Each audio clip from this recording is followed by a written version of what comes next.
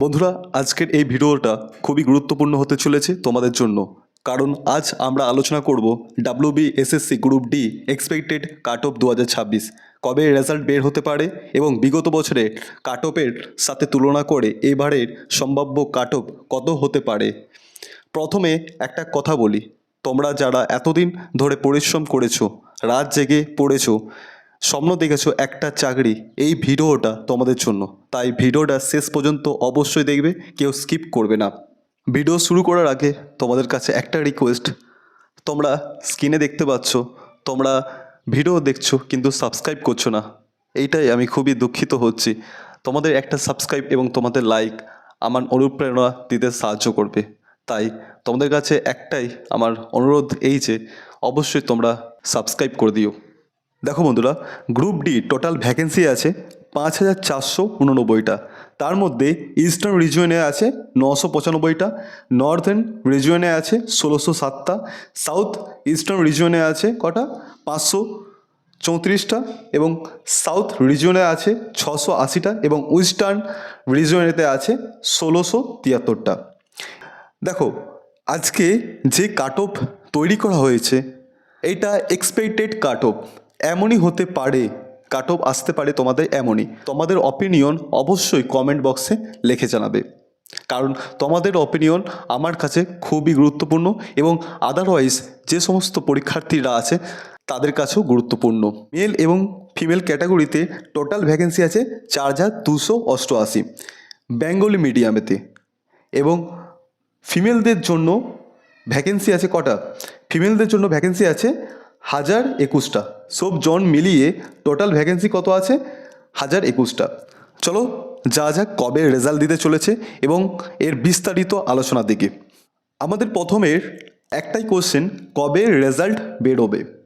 এই কোশ্চেনটা সবাই করে যে কবে রেজাল্ট বের হবে গ্রুপ ডি। দেখো বন্ধুরা, এপ্রিল মে তো রেজাল্ট একদমই বেরোবে না, কারণ এপ্রিল মে মাস ভোট চলবে। তাই সবাই কি ভাবছে, জুন বা জুলাই মাসে কিন্তু রেজাল্ট বেরোতে পারে। রেজাল্ট কত তারিখে বেরোতে পারে? যা মনে হয় সেপ্টেম্বর মাসের আগেই তোমাদের কিন্তু রেজাল্ট বেরিয়ে যাবে। নতুনরা কি সুযোগ পাবে? দেখো, মোট শূন্যপদ আছে কটা? 5488টা। 2016 সালে শূন্যপদ কটা ছিল? 2016 সালে শূন্যপদ ছিল 5199টা।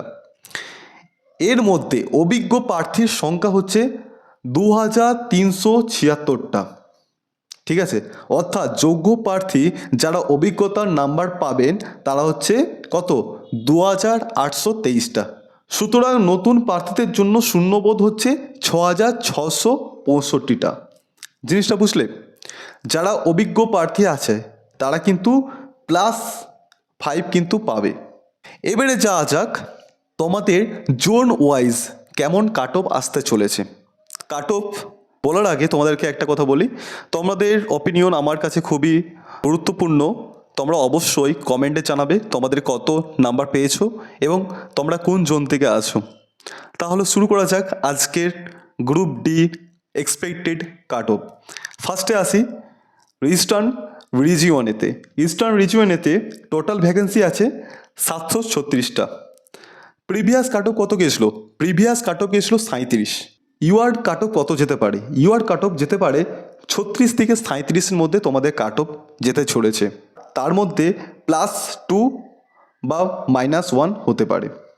ঠিক আছে, ওবিসি এ ওবিসি বি তোমাদের কাট অফ হতে চলেছে 34 থেকে 35-এর মধ্যে তোমাদের কাট অফ কিন্তু থাকবে। এর মধ্যে +2 হতেও পারে এবং -1 হতে পারে। এসসি তোমাদের কাট অফ যেতে চলেছে কত?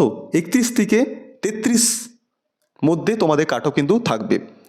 তার মধ্যে +2 এবং -1 হতে পারে। এসটি ক্যাটাগরি তোমাদের কাট অফ যেতে চলেছে 27 থেকে 30-এর মধ্যে তোমাদের কাট অফ যেতে চলেছে। +2 -1 প্রত্যেকের ক্ষেত্রে +2 -1 আছে। ঠিক আছে, এবং ইডাব্লিউএস এবারে ইম্পর্টেন্ট থিংস যেটা, যে ইডাব্লিউএস তোমাদের কাট অফ ইস্টার্ন রিজিয়নেতে যেতে চলেছে 26 থেকে 29-এর মধ্যে তোমাদের কাট অফ কিন্তু থাকতে চলেছে। এবারে আসি নর্থার্ন রিজিয়নেতে। নর্থার্ন রিজিয়নেতে টোটাল ভ্যাকেন্সি আছে 1271টা। প্রিভিয়াস কাট অফ কত ছিল? 36 ছিল। প্রিভিয়াস কাট অফ ছিল 36। তাহলে এবারে কাট অফ কেমন যেতে চলেছে? এবারে কাট অফ যেতে চলেছে ইউআর ক্যান্ডিডেট যে সমস্ত ব্যক্তিরা নর্দার্ন রিজনেতে আছো, তোমাদের কাট অফ যেতে চলেছে 33 থেকে 35-এর মধ্যে কাট অফ যেতে চলেছে। প্রত্যেকের ক্ষেত্রে বলে রাখি, প্রত্যেকের ক্ষেত্রে +2 -1 বাধ্যতামূলক। এর মধ্যেই তোমাদের কিন্তু কাট অফ আসতেই পারে, ঠিক আছে? এবং তোমাদের অপিনিয়ন অবশ্যই আমাদের জানাবে তোমাদের কেমন রেজাল্ট হয়েছে। চলো, ওবিসি এ ওবিসি বি যে সমস্ত পরীক্ষার্থীরা ওবিসি এ ওবিসি বি আছো, তোমাদের কাট অফ যেতে চলেছে 32 থেকে 34-এর মধ্যে তোমাদের কাট অফ কিন্তু থাকতে চলেছে। এসসি ক্যান্ডিডেটরা তোমাদের কাট অফ যেতে চলেছে 31 থেকে 33-এর মধ্যে তোমাদের কাট অফ যেতে চলেছে। এবং এসটি যে সমস্ত এসটি ক্যান্ডিডেটরা আছো, তোমাদের কাট অফ যেতে চলেছে 27 থেকে 29-এর মধ্যে তোমাদের কাট অফ থাকতে চলেছে। নেক্সট যেটা আছে ইডব্লিউএস, তোমাদের কাট অফ যেতে চলেছে 25 থেকে 29-এর মধ্যে কাট অফ থাকতে চলেছে। অবশ্যই যারা নর্থার্ন রিজনে আছো, অবশ্যই তোমরা কমেন্টে জানাবে তোমাদের কত স্কোর এসেছে, কমেন্টে অবশ্যই জানাবে। নেক্সট হচ্ছে সাউথ ইস্টার্ন রিজনেতে। সাউথ ইস্টার্ন রিজনেতে টোটাল ভ্যাকেন্সি আছে 372টা, সবথেকে কম ভ্যাকেন্সি। এর প্রিভিয়াস কাট অফ ছিল 38, ঠিক আছে? তো ইউআর ক্যান্ডিডেট 2026-এ কেমন কাট অফ হতে পারে? এক্সপেক্টেড কাট অফ হচ্ছে 36 থেকে 38-এর মধ্যে কাট অফ যেতে চলেছে। তোমাদের কাট অফ 36 থেকে 38-এর মধ্যে কাট অফ যেতে চলেছে। এই ক্ষেত্রে +1 -1 যেতে চলেছে, কারণ এখানে ভ্যাকেন্সি অনেকটাই কম, তাই এখানে কাট অফের হার কিন্তু অনেকটাই বেশি, ঠিক আছে? এবং এই জোনেতে কম্পিটিশন খুবই হাই হতে চলেছে। ওবিসি এ ওবিসি বি যে সমস্ত পরীক্ষার্থীরা আছো, তোমাদের কাট অফ কত যেতে চলেছে? 35 থেকে 36-এর মধ্যে তোমাদের কাট অফ যেতে চলেছে। এর মধ্যে +2 -1 হতে পারে।